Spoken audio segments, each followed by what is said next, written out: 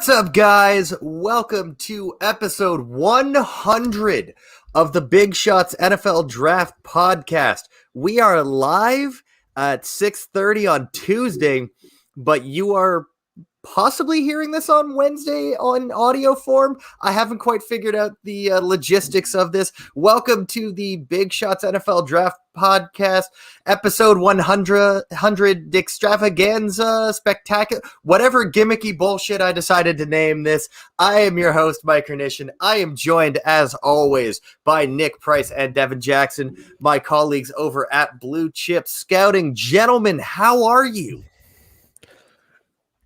Doing well, man.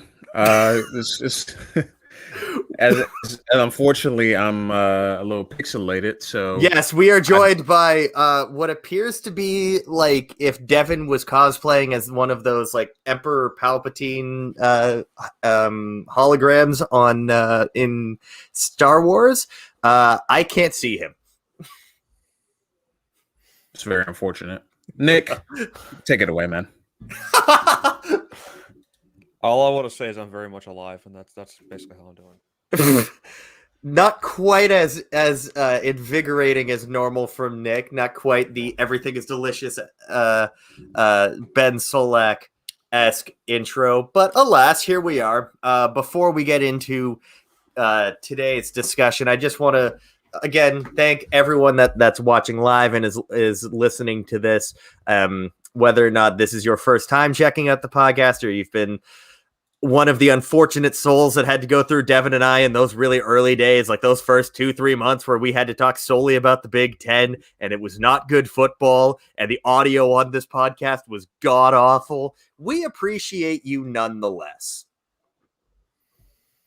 Yeah, I mean, it's been a crazy couple years doing this podcast. Like you said, I remember we started off and it was very much just all Big Ten. Pretty much the audio was, in and out. Terrible. And now we got our own mics. We're on a better platform in terms of, just recording things. Things are much easier. And of course, we got Nick along as well. And he was on as a guest as we started to transition out of just covering the Big Ten. But he was there for some of the early days. Yeah, without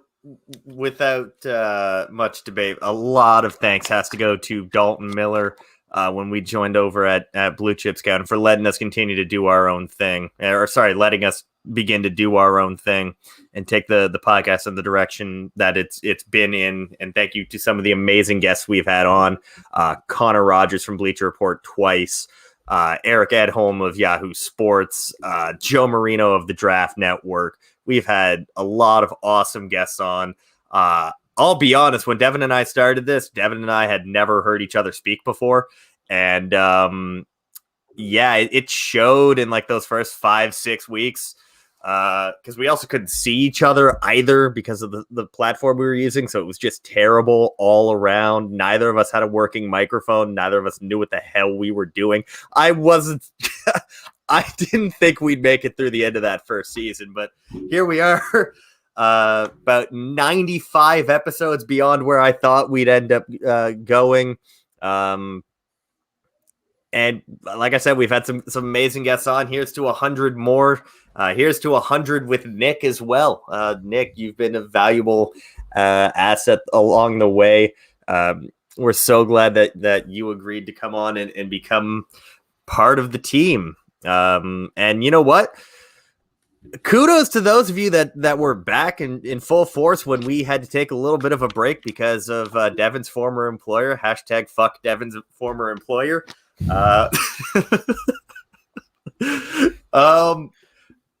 had to take a 2-3 month layoff, and we would have hit episode 100 a long time ago if it weren't for that. But you know what? We're here now. So we're going to talk about players that we've watched, some tape breakdown and all of that. And our guy Saray Pool already coming with the fire. If you're listening to this on audio, you're missing out. Girls are temporary. The tape is forever. The immortalized quote of one Dante Collinelli. I am bound legally to slightly disagree with that statement for reasons that I can't say publicly, but just yeah. I disagree. I disagree with that statement. I'm just gonna put it out there, and that's all I gotta say about that. But Yeah, I am neither here nor there. valid. Valid. Anyways, so we haven't had the three of us on anything in like 3 weeks. So Nick, why don't you start us off? You've been watching some players. You just wrapped up a position on what? Why don't you talk about some players that caught your eye? All right, cool. So, all right, got the crack fingers fingers. cracking. You know he's about to get Oh, down to business. it's business time. So, guy I really wanted to talk about, and I kind of teased this Friday, is a little-known player from formerly of Oklahoma named Grantcalcutta. He medically retired from football 2 years ago due to a litany of injuries that he unfortunately had to work his way through. He decided to come out of retirement. I think he originally was intending to transfer to Auburn, but then I think he must have pulled out of that. Now he's at SMU, which lucky for me, I get to watch him again. Overall, going into the season, I gave him a 4th-round grade. I think, given everything that's happened to him, given I'm watching tape from 3 years ago, I think that's a fair enough assessment. Relatively versatile. I think I saw him playing in line, in the slot. You can kind of put him out wide too. He's got enough quickness, enough athleticism where I think he could really work out on the perimeter or in the slot. At Oklahoma, I didn't really notice him run that many variations of routes. It's relatively simple stuff, but he did well enough to where he was able to leverage separation from receivers or from defensive backs. Really good at the catch point. As I've noticed recently, Oklahoma has been producing some really interesting tight end prospects. Dating all the way back to Mark Andrews, and now you got Austin Stogner, who I'm also a massive fan of.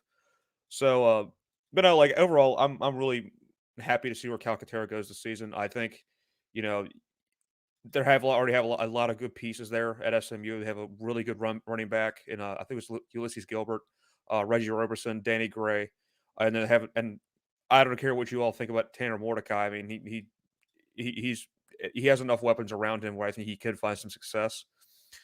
So I think going into for the season, he's a senior grad transfer. I like his projection this season. I like his outlook, and I think he might be able to reclaim some of that former hype that he once had a couple years ago. So he is going to be an older prospect, which you have to take into consideration. But I mean, I'm watching guys in the Sun Belt that are going to be 25 years old come draft day. So with him only being 23, 24, I'm cool with that. I think he's. I remember his hive going into the season where unfortunately he had to retire. I'm glad he's come back. Combine medical rechecks are going to be massive for him. Mm-hmm. For sure. That's my one thing is and don't get me wrong, that combine medical rechecks are going to be massive for a lot of guys. I mean, we've talked about Peyton Wilson on this program a whole lot, and I mean, he's had 2 knee surgeries and 2 shoulder surgeries, so and some off the field things as well. Some off the field things. So I mean, it is August right now. So right now, I can just be excited about the player. Right, for sure. But no, I'm going to be kind of a nervous wreck because I really think I'm going to go to bat for Calcaterra this season, provided he plays well. So I'm going to be kind of on the edge of my seat, waiting for those rejects to come out at the combine. But I hope it all works out for him because I think he kind of deserves it. Oh, definitely. He's had to work through and work his way back from a whole lot of, pardon my language, a whole lot of shit. Yeah. I watched an absurd number of players. You guys always make fun of me because and he really did it. Yeah, he actually. I say you really did it. Yeah, no. I decided to just take full meme form, and instead of just doing you guys make fun of me because I'll do 6 players in a week. I think there was a 2-day stretch where I did 11 players last week. Just absurd numbers. I'm putting up like Jimmy Butler at age 36 type contract numbers in terms of number of players watched. At least it feels that way. Hashtag NBA contracts is ridiculous.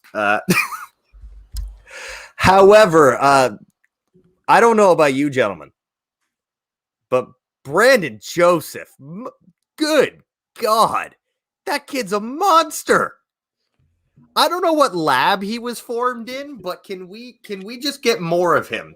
Can we get thank you for the Eagles. I will take 12 of him. I will take 12 of him. He's amazing. I mean, if you watched Greg Newsome last year, you saw him make plays just all over tape. And I'm really not surprised about the hype he's been getting because, I mean, to have, lead your team interceptions, essentially as your first year as a starter, and just completely erase that side of the field when he's back there. I mean, it's insane. I know a few people within Blue Chip Scouting Group, Dante, obviously the Big Ten, this is. He loves him a lot. Jared watched him, I believe, last week. Player. I don't hate that. I mean, he's really good. Him and Kyle Hamilton are without a doubt the top safeties in this draft class, and it's really not close to the next person. They're just that good. You and I have had this conversation off camera, Devin, where the top of the class in general is run by defense. It's run entirely by defense. And I've said that as long as your top three is some combination, doesn't matter the order, of Kyle Hamilton, Derek Stingley, and Kayvon Thibodeau, I don't care what the order is. Those are the three best players. You know what? Your top four has to include Brandon Joseph as well. It's absurd. And you know what? That is top 10 player in the class, Sauce Gardner. I don't care. I see him being rated way too low by people, and I don't get it. He's really good. I know he's grabby, but I mean, JC Horn was grabby. Good. Yeah, JC Horn went 8th, and he was grabby. Yeah. I mean, if we're going to use that argument, I mean, yeah. I'd rather have him be a little grabby in coverage than completely unphysical at all. I mean, just you got to be physical in today's game. Yeah, right. And here's the thing, and he's willing to tackle. That's one of my favorite things about Ahmad Gardner. He's willing to actually tackle. But I watched Brandon Joseph. He was phenomenal. I got to watch some of the Boston College guys. Nick, you are right. Tyler Vrabel is meh. He's just very meh. I told you. Listen. No disrespect to him or his father or that entire family, but I'm sorry. I see a day 3 player. I see a swing tackle and backup. I don't think, unless you move him inside the guard, I don't think I have him behind Jalen Duncan of Maryland. So Jesus, I think I was not impressed. I was impressed with the left tackle who will be swinging inside the guard again this year in Zion Johnson. He's really good. Zay Flowers. I like Zay Flowers. I think he's going to get buried a little bit in this class. I still have him as a top 50 player for sure. Russell does not approve of that message. I am aware. Trust me. My concern is with someone that's I want to say is he 5'10"? I think he's 5'10", 178. Where are we getting you targets? How are we going to have to manufacture targets for you, which is what Boston College did.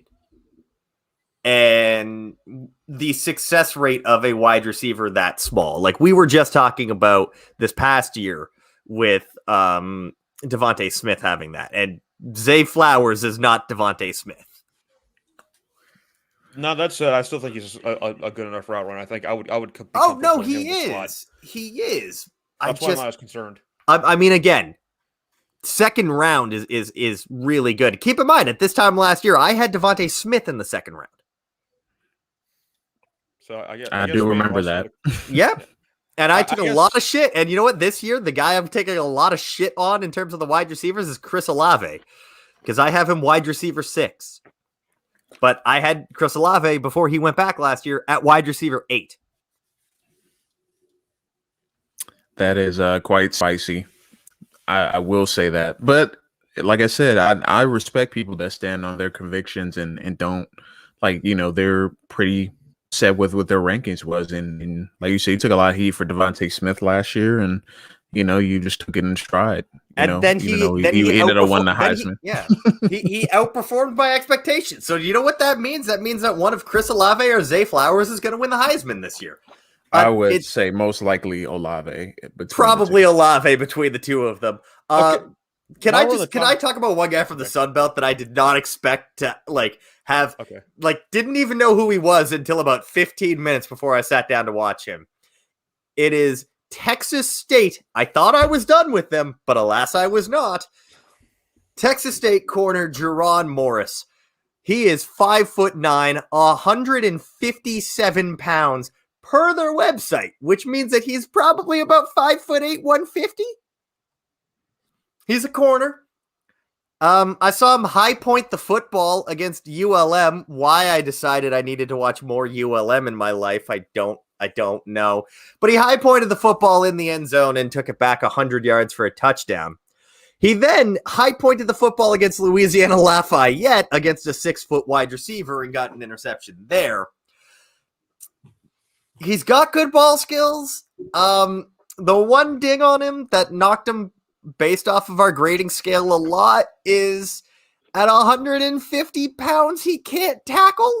Like, I saw him maybe make one tackle in 3 games. And it was a grab at the ankle and hope to God that someone, came, because I mean, he tried to make a tackle against a Louisiana Lafayette's tight end and ended up about 5 yards backwards and flipped. Yeah, he's not sturdy enough. He can't come up and run support if he's that bad. He tries, but he's never going to be successful at that size. Good player though. Third amongst returning players in interceptions across the entire country. Which, by the way, 1, 2, and 3 are all in the Sun Belt. So it is turnover city in the South, baby. I'm not sure if that's because the DBs are good or because the quarterbacks are bad. I'm going to lean on the latter. Yeah. I have to watch Jake Bentley, so I know it's the latter. So, good luck. Fuck. Good luck. That's all I have to say about that. But yeah, I mean, the thing about the interception numbers is that it's I feel like the Sun Belt more than any other conference are just willy-nilly everything. Yeah. There's no structure to anything. They don't care. I can't tell you how many times Arkansas State just chucks the ball down the field. I can tell you. I can tell you because I've had to watch Dahu Green. And by the way, Dahu Green, the wide receiver from Arkansas State, fun player, will be 25 years old come draft day. Started college in 2016. Well, on some of these rosters, you'll find a lot of guys that have bounced through multiple all over Power the place. Fives. Dahu Green started at Oklahoma. I mean, yeah. Then they end up at the Sun Belt, Conference USA, MAC. Hey, I get to watch West. James Blackman at quarterback this year. Y'all remember James Blackman, the guy that is taller than both Devin and I, and Devin and I both have about 100 pounds on him. Honestly, I think Devontae Smith is bigger than him. I think he is, but Devontae Smith is 5'11". James Blackman is 6'5". He needs to. I feel like they've been trying to put weight on him for years, and it just has not worked. It just hasn't. Anyways, I just kind of went on a total tangent and got 5 players out of the way there. So I am going to sit back and shut up and let you gentlemen talk for a bit. Well, I'll guess I'll go ahead since both of you have talked about players you watched lately. I've been watching Tyson Anderson Toledo today. He's a safety, number one for the Rockets. I like him quite a bit. I saw that Jim Nagy tweeted about him earlier today. I've been kind of in the process of watching him over the last few days, just kind of, going to a game, coming back, going to a game, coming back. But basically, he's more of a box safety. He plays in the box quite a bit. Just for the team. I don't think he's really that type of guy that's gonna play single high at the next level. He's built pretty well, 6'2", 205, and definitely has some length on him for sure. Does really well in coverage, man coverage against tight ends. Can play kind of that robber role where he can get underneath those outs curls from the outside receiver, basically getting to his hook and curl flat zones, and able to undercut routes and get underneath those passes. So he does a really good job in kind of those instances. Pretty solid tackler as well. Makes plays, like I said, inside the box, outside the box, as a blitzer as well. And he plays a lot of special teams too, quite a bit. I think he has like 600 snaps on special teams in college, because I think he's going to be a 5th or 6th year senior this year. So he's probably going to be one of those older prospects as well. But I think he can be kind of that late round priority UDFA type of guy, where teams are going to want him for a specific role. He's going to be a special team ace, I think, at the next level at the very least. And, can, depending on, how teams kind of view him, he could move to corner. He could stay at safety. I think it really depends on how they want to utilize him. But I definitely would like him in coverage against tight ends and some of those bigger slots, just with his size. But in terms of, being a true safety, I don't think that's him. But he's kind of one of those guys that can move around a little bit. Gonna finish his evaluation probably tonight or tomorrow. But like I said, it's probably gonna be one of those later round grades or a priority UDFA is what I see him right now. And that's really all you can hope for a guy out of the MAC at this point. I mean, we're in the summer. I find at least that I'm being a little harder on players. In terms of the overall, I'm desperate to try to find more talent in the Sun Belt and FCS just because that's my conference. But on the whole, there's not like you tend to give more leeway. So, for every Caleb Ellaby, there's going to be 10 priority UDFAs coming out of the MAC. And then even then, there's no guarantee because, again, it's a small school. The NFL has proven time and time again that they'd rather take like the backup tight end at Auburn than the third string tight end. Yeah, then like the fucking leader in receiving yards from the MAC or the Sun Belt. Like that's just how it is. So you got to kind of roll with the punches. By the way, the fact that the big shots literally were all given small school guys is just so fitting. It fits the brand. It does fit the brand. Yeah. But yeah, in terms of MAC players, I'm also in the process of watching Justin Hall. He's extremely fun. Kind of a player. Yep. Yeah, extremely fun. Ball State's offense does anything they can to get him the ball. Like I've seen so many gadget plays that they run. Like they line him up in the backfield, they send him in motion, they throw quick screens to him. They manufacture a lot of touches for him. Like he will get the ball at least 10 to 15 times a game just on a variety of touches. Like he's running the ball, he's playing quarterback. Like he's doing it all, and I always like those type of players because they are so good that they need to get the ball so many times. I'm a little worried, though, in terms of his projection because he doesn't really have a true position. Like he probably would be a slot at the next level, but I don't know how to really measure him going against DBs in the MAC that probably won't make an NFL roster. So I worry about, is his speed a result of the conference and the competition he plays, or is it just his natural ability? So I worry about that with him. He also has short arms, so his target to throw him the ball, you have to pretty much throw it in the immediate area of him. Like, he's shown the ability to go up and make some highlight reel catches, but in terms of going across the middle or outbreaking routes, you really have to hit him like in stride, because he's not going to be those type of receivers where he can just plug the ball out of the air or reach out and snag it. So I worry about Lewis' catch radius kind of competition. I think at the next level, he can certainly be a special teams guy. Like, he can be a returner because he's very explosive with the ball in his hands.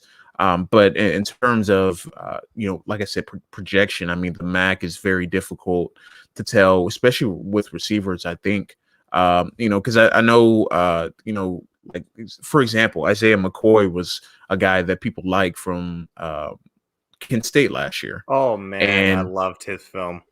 And he ended up going undrafted. He didn't get drafted because of the competition. He didn't really run that well. So for Justin Hall specifically, like, I really like his game. He's very versatile, and he's kind of one of those guys that you can put all over the field, but you're going to have to manufacture touches with him at the next level for him to be effective, I think. And his size is just not ideal, but like I said, there's going to be a role for him. I just don't know if it's going to be a very highly drafted guy. Like, he's probably, if he gets selected, it will probably be in the 7th round, because someone wants to take a dart throw at him and know exactly what they're getting in him. I love me some MAC wide receivers. Going back to Corey Davis, I will always be down for more #MACtion. Trying to think of, there wasn't really you know what? There were two guys from the Sun Belt outside of Morse that I really liked. I got to watch the safety tandem at Louisiana Lafayette, Braylon Trahan and Percy Butler. It's interesting. ULL kind of just interchanges them. Like, so they are both kind of jack of all trades, master of none. One play, Butler will be line up in the slot with Trahan single high. The next play, they'll switch roles entirely. Butler is a little bit more well-rounded because I think that he has the upside to be, used as a box safety, whereas Braylon Trahan, one of his weaker traits was tackling. So I think that Butler, and this is why Butler ended up grading higher, just there are more places he can fill in on an NFL roster, because he can line up in the slot, he can play single high, he can play in the box, whereas Trahan, you need him basically either in the slot or playing single high. He's not a great tackler. There's a willingness to tackle, but not great form, whereas Butler, he's not the greatest finisher, but he'll at least wrap you and wait for someone, whereas Trahan, like, he's an ankle biter. But Butler had 2 picks. Trahan had 4. Trahan had an interception return for a touchdown against, I want to say it was ULM. It wouldn't shock me if it was Louisiana Monroe, because Louisiana Monroe was awful. Almost got one against UAB as well. So yeah, I mean, great in terms of kind of shutting down his quarter of the field, is how I put it in the scouting report. Both really good players. Butler got a 4th from me. Trahan got a 5th. Yeah, I heard a lot about Louisiana's defense because I spent most of the time when I was watching them last year, watching the offense, obviously, with Levi Lewis, Trey Regis, and Elijah Mitchell. But yeah, that defense was really good last year. And, you encapsulated in your reports. But yeah, the secondary was kind of I don't want to say surprise, but kind of the strength of that defense. They were able to create turnovers and, make plays on the football and whatnot. And, the games that Louisiana had to come back and win was help to their defense because they were able to stop teams in the second half. I want to say their comeback game against Georgia State was basically the second half. They made adjustments and slowed down that Georgia State offense. So Louisiana got some dudes, man, again this year. And I would not be surprised to see if they have 2 or 3 more players drafted and someone's going to pluck the Louisiana head coach out of there. His name escapes me. Billy Napier. Yep. I would not be surprised if Butler for me is a lock to get drafted at this point. Trayan, I think Trayan's still got another year of eligibility left, so there's no guarantee that he comes out. But they also have a left tackle who I can't wait to get into, Max Mitchell, and they have, I want to say it's a center. It's either a center or their guard. Sorry, it's either their center or one of their guards. Osiris Torrance, which is just an amazing name. But he's like a redshirt sophomore, if I remember correctly. But he's already on like the watch list for offensive linemen nationally. So, I mean, Louisiana Lafayette could have like 2 or 3 guys. I think Coastal Carolina's gonna have like 5 because, and that's even without Grayson McCall likely, coming out. I think that he's going to be someone that goes back. But they have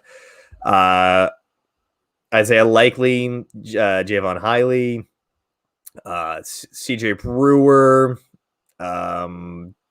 Jeffrey Gunter, DeJordan Strong. They're freaking loaded. And then Georgia State has a few guys. I've talked on here about Shamarius Gilmore. I've talked on here about Sam Pinckney. It's a surprisingly talented conference. I did not think I'm already at like 20, 25 reports for Sunbelt players, and I didn't think I was going to have that total like by April. But here we are. The only team I've watched so far that doesn't have a prospect that should be on anyone's radar is coming off of an 0-10 season, and that's Louisiana Monroe. They're bad. They're very bad.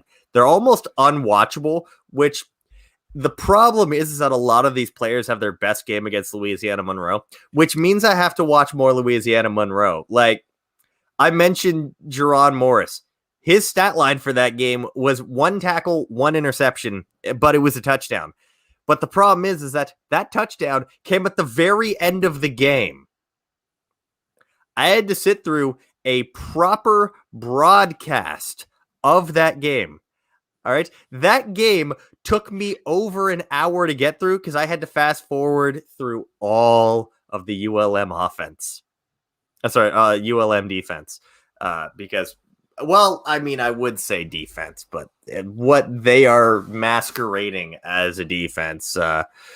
Nick, you could run for 300 yards against them. I will say that much. They are bad. They're trying, as Dante Colonelli would say. They are trying. Nick, you haven't talked in a bit. Let's hear some more Conference USA and American Athletic Conference guys. Well, I'm not really going to talk about Conference USA or the American right now. I kind of want to turn my attention to the ACC right quick. Watched a guy earlier today. I tweeted about him. Tight end from Virginia Tech, James Mitchell. Virginia Tech's got some dudes. Yeah. So I honestly I came away relatively surprised. Like I'd heard the name, thrown about it. As one of the top tight end prospects. Kind of keep an eye on for going into this year. I did not expect him to be as such a versatile of a player as I think as they used him. They kind of put him everywhere. He played in line, H back. In the slot, out wide, the one play that I tweeted about. I didn't actually tweet the video of it, but they lined him up at H back in the red zone, and they gave him a handoff on an outside run, and for a touchdown at the 1 yard. And I'm like, okay, I like what you're doing here. I like where this is going. The only thing like really negative I can really say about it that is kind of bugging me is like, I don't really see where he has much to offer as a route runner. Granted, I still gave him a day 2 grade just based on on his other skills and stuff. I mean, he's relatively athletic, really good with the ball in the air. I thought he was relatively aggressive at the catch point. Hands are soft, tracks the ball well, all that good stuff. It's just that when watching him as a route runner, it seems, granted, he understands where to find spaces and zone and really sink his hips. And and get open. Just put it simply. It's just that I don't think that he offers that one dynamic trait or move or any other kind of release release that I would really it will really elevate him up as a prospect. I think he's a little bit limited in that regard. But overall, I really can't be impressed with this film. I want to see what he does this year with Virginia Tech. Is Hendon Hooker still their quarterback, or did he? No, he's transferred to Tennessee. It's Braxton Burmeister. Okay. Who reportedly ran the fastest mile per hour at Virginia Tech summer workouts. Like he got to like 22 or 23 miles per hour running. Damn. Like he was moving. Yeah, there's some like athletic freaks on the Virginia Tech team. Amari Barno is another player in their defense who I've seen a little bit in passing. Like real big tall guy, like 6'5", but he weighs like 238 pounds. Like he's really, really skinny. Anyway, get back to Mitchell though. No, Mitchell I actually really do like. Really good blocker. He has a lot of good footwork quickness he uses to cut off defenders and stuff.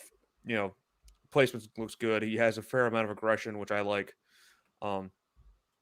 Like I said, the thing that big hang up with him is that I don't know how translatable his route running is, because it's just kind of I don't want to be too colloquial with it, but it's not.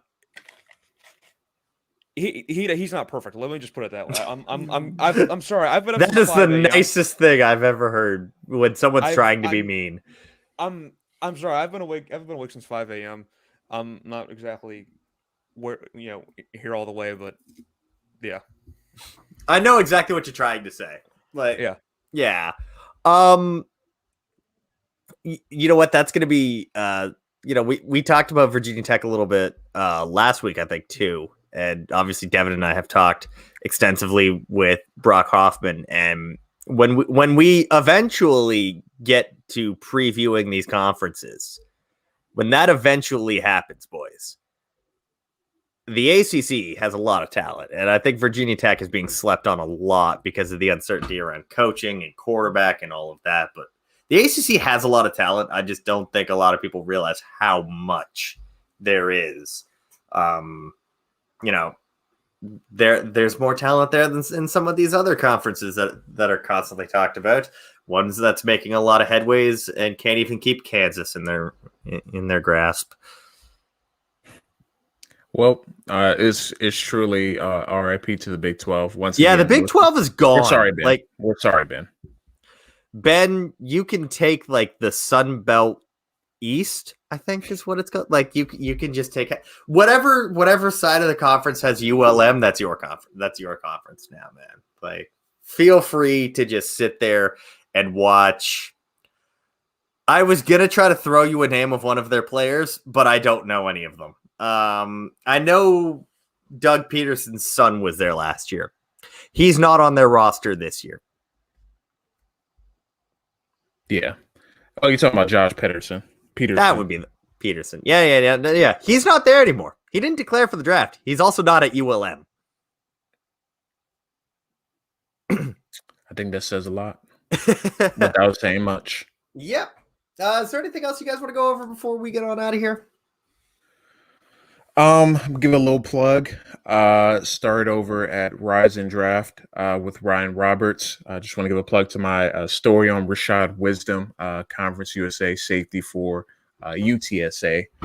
Did a nice story on him. It's a really interesting player, a name to watch for this upcoming year and next year, because he may come back for his senior season next year. I guess it depends on what happens this year and whatnot, but really good skills on the field.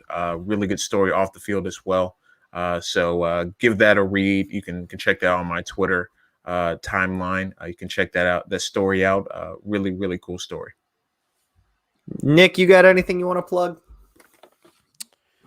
Not especially right now, other than the fact I'm probably going to be starting a new job if providing an interview Friday goes well. So that's exciting. I'll finally be financially independent.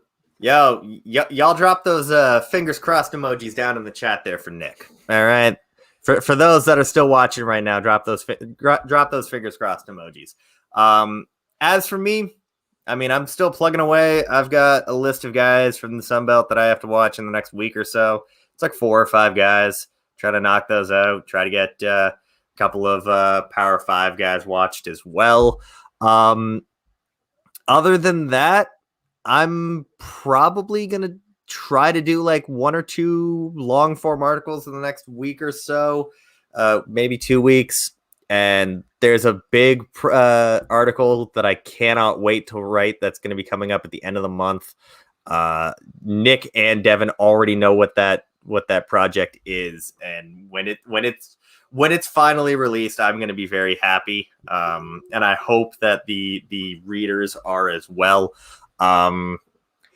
But we've been going now for about 45 minutes, which is kind of that sweet spot I've found in terms of podcast length. It allows, more listener retentionship. So that's going to do it for today. If you are new to the show, please, leave a review. Helps with the algorithms in terms of all of the Apple and Spotify nonsense. If you're new watching this live, obviously follow Blue Chip Scouting. If you're watching this on YouTube, please drop a like and subscribe and hit the bell notification. That definitely helps us out with the YouTube algorithms. YouTube algorithms hate small channels like us. They will do everything in their power to make sure nobody finds us. So the more you smash that thumbs up and hit that bell notification, the more likely people are to actually find us, which would be great. But until next time, guys, follow me on Twitter, Mike_H_draft. Follow Nick on Twitter at PriceCheck3. Follow Devin at RealD_Jackson. Follow the show on Twitter, Big Shots Pod. Follow Blue Chip Scouting at Blue Chip Scout. Find our work on BlueChipScouting.com. Buy the merch, and we haven't mentioned this in a while.